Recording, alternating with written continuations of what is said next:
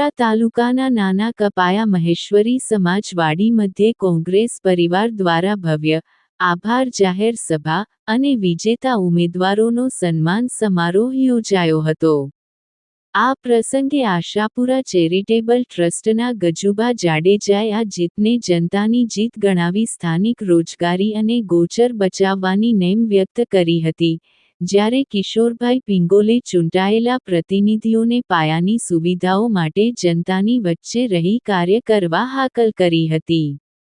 કાર્યક્રમમાં ઇસ્માઇલભાઈ તુર્ક, લખનભાઈ દુઆ, હાજી નૂરમામદ મંધરા, સામજીભાઈ સોદમ, નેહલબા જાડેજા, સલીમ સાદ, દિનેશ મહેશ્વરી તથા સુમરા સમાજના અગ્રણીઓ હાજી સુમરા, રજાક, સલીમ, રફીક, ફિરોજ, અબ્દુલ અને નઝીમ સુમરા સહિત જીગર સોદમ અને મોટી સંખ્યામાં ગ્રામજનો ઉપસ્થિત રહ્યા હતા.